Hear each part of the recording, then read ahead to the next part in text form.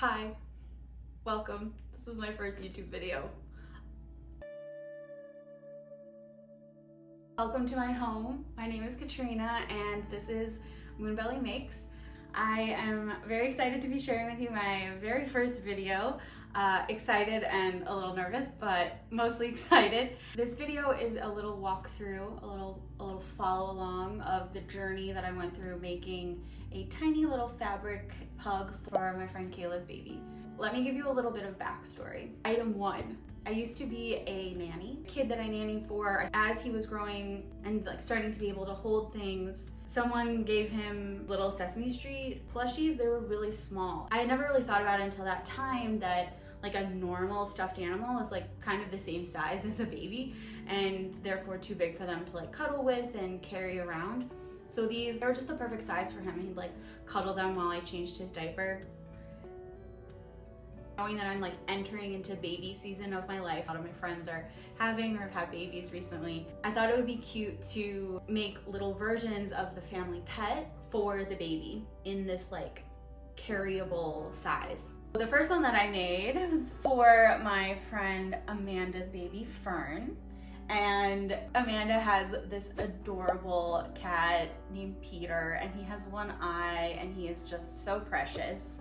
The first one I made was this little Pete, and I thought it'd be cute to put him in a tuxedo because he's a gentleman. And then my close childhood friend Hester told me that she was pregnant. When Leora was born, I wanted her to have little stuffed animals of Hester's cats. This is Kimchi and Barley. They're brother and sister, and Kimchi is quite a bit bigger than his sister Barley, so I actually made the pattern a little bit bigger. And they're both, kind of gray tabbies, but Barley has a little orange paw, so I kind of fussy cut the fabric that I chose for her to have an orange flower on both sides of the paw to kind of represent that. So I was proud of that. And then the little outfits that I put them in, I tried to capture their personalities a little bit in their outfits. And then about a year after the first baby was born, my friend Mary Beth told me that she was pregnant. And then the big challenge began because the pattern that I had and the ones that I had already made were cats. Mary Beth and her husband have a dog. As you can see, Winnie, their dog, has kind of a pointy nose and a long skinny tail. So I just changed the pattern around. It took a couple failures to change it, but I'm really happy with how it came out. And I just applique on top, so stitch down on top the white detailing on her face. So that brings us to now and the fifth one that I have made. I had to change the pattern again for this one because for Kayla's baby, they are also dog people, but their dog is a pug, and that is a very different body shape obviously than either a cat or Winnie, the dog that I just showed. Actually didn't end up changing much in the body and the arms. So the main differences that I made were in the snout and then also the curly tail. That curly tail took it out of me. But just for a little bit of context, here is Brexley, here is the beautiful pug that was the inspiration for the product and the project in this video, so you can get a little idea of his vibe and his little prince energy. And yeah, so this is how I did it. And this pattern was originally for a little cat. So this is the front, and it's got the little nose, and then this is the back. And then there's little pieces for legs and arms and the tail and ears, so tiny. And this is for half of the jacket. This is a cream cheese box, in case you needed to know. I am going to iron my fabric. I'll show you what I have here and why I picked it. This is the cream color that's going to be the base of Brexley's body. And then he has darker coloring around his mouth, around his ears, and a little bit on his paws. I'm not going to put this dark color on his paws. It's just going to be for his face. He has got this little almost like a wood grain texture to it. I think it's going to be absolutely perfect. And then I have this shiny all the way black, kind of like an embroidery floss, but it's a little bit thicker, a little bit different texture. So I thought it would show up really nicely to do the details around his eyes and his mouth and his little claws on his toesies. So I am going to iron my fabric, cut out my pieces, and take it from there.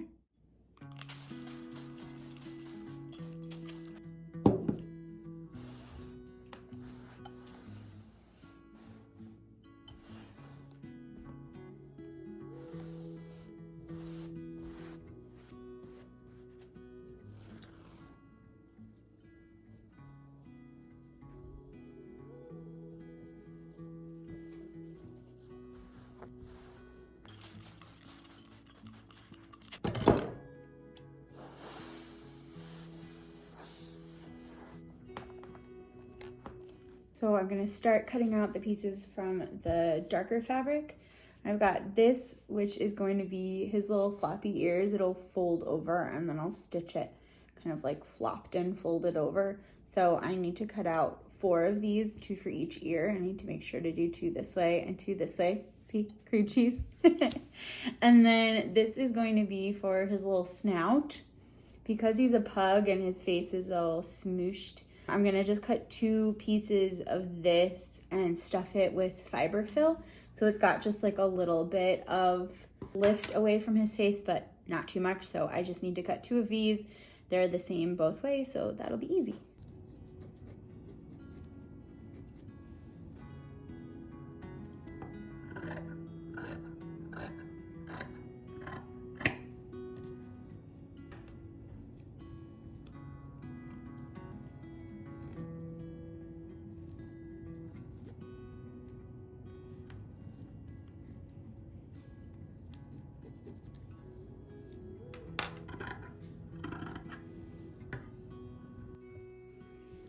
I just finished cutting out 2 arms and 2 legs, and now I'm gonna do the body.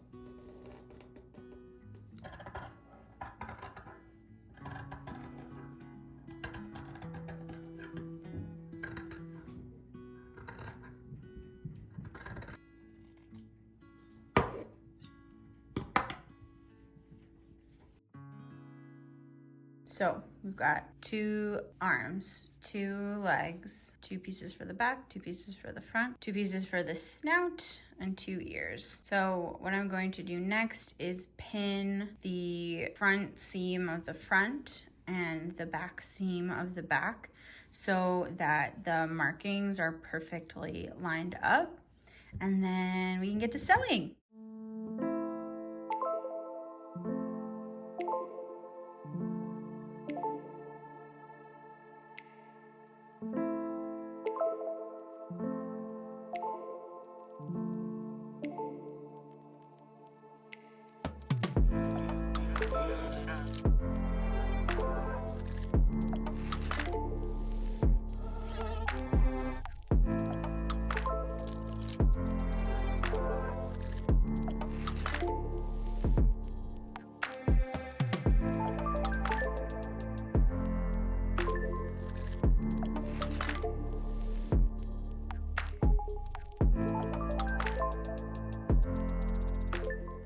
The front of the front and the back of the back. The nose goes at the top, and the little opening for turning it around and stuffing it is on the bottom. And then these curves should match up, and I'm gonna pin them the same way that I did before, and then we'll have a 3D body, something like that.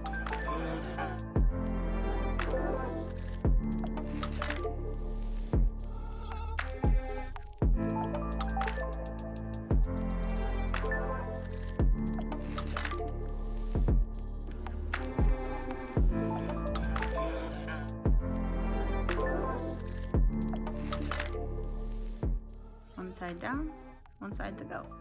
I'm pushing all of the other 3 seams away so that I don't run the risk of stitching through them as I do this 4th seam.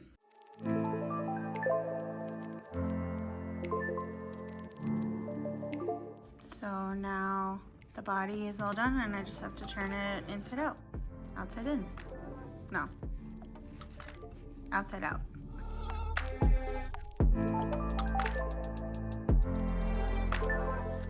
Alright, doesn't look like much yet. It's covered in fuzz. But once we stuff it, it'll start to look like a little creature. Okay, arms and legs time.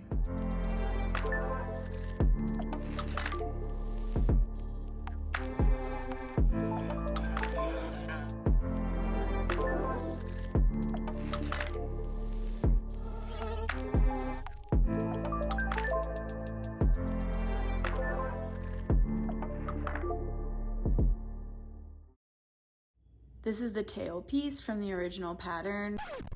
Okay, I need to pause here for just a second. This was, I think, my third attempt of making the tail.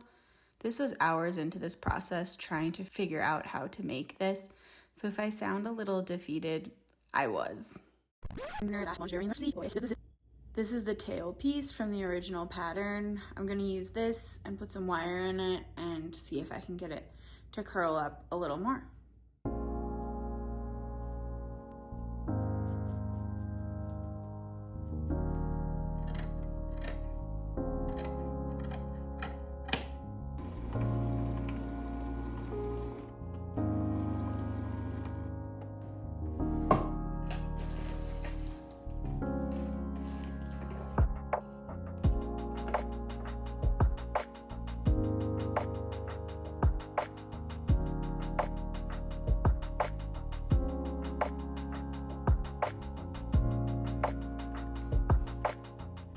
Stitched it really tight around the loops so that it doesn't spin. Let's see if I can turn it inside out with the wire here. Might not be able to.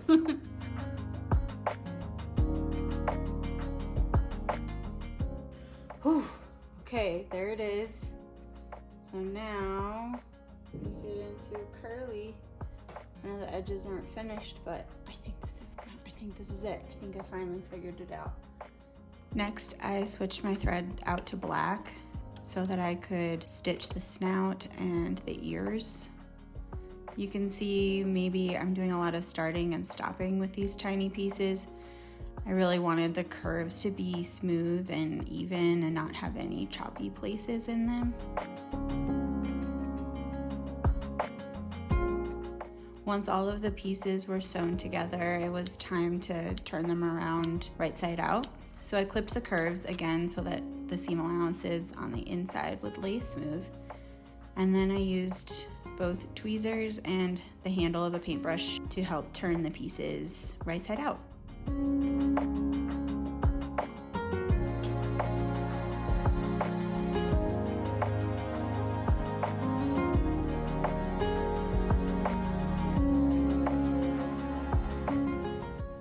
Now that all of the pieces are outside out, I'm going to stuff them with fiber fill and stitch them closed by hand.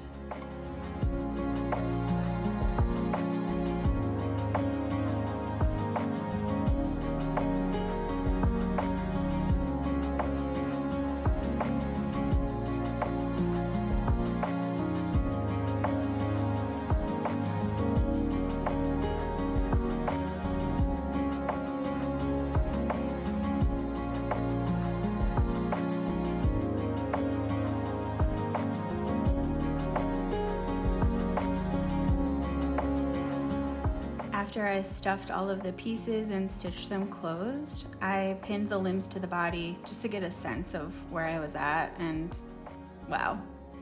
I was really proud of it at this point. He was really starting to come together and the tail just worked exactly how I wanted it to. And also look at that, he sits up. The next step was to embroider all of the embellishments. I started with his little claws, and then I went looking for some brown to make the moles on his face. He has two little moles, one on either side of his snout. I think they're just so cute, I had to include them. So I did the embroidery and called it a day.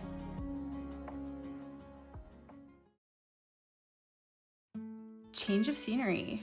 The rest of this video I recorded at my parents' house, so it looks a little different.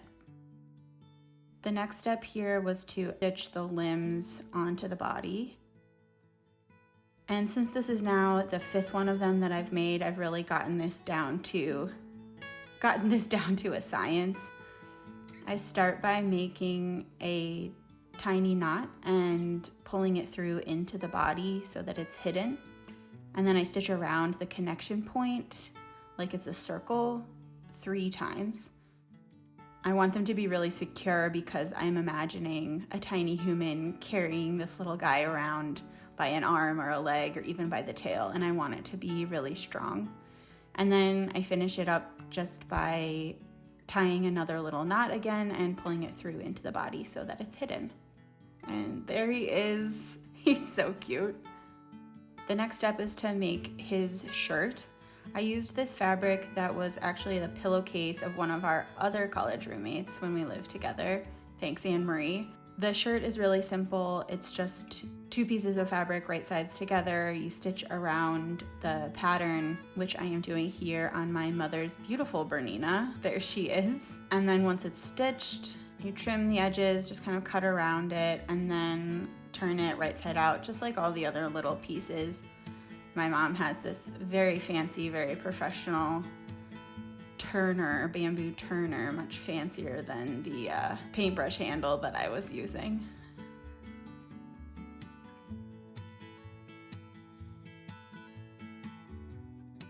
Then Brexley had his first fitting. It looked good, so I stitched the sleeves closed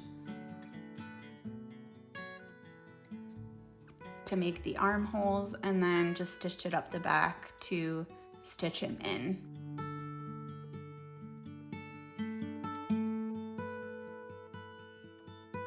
And now he is completely done.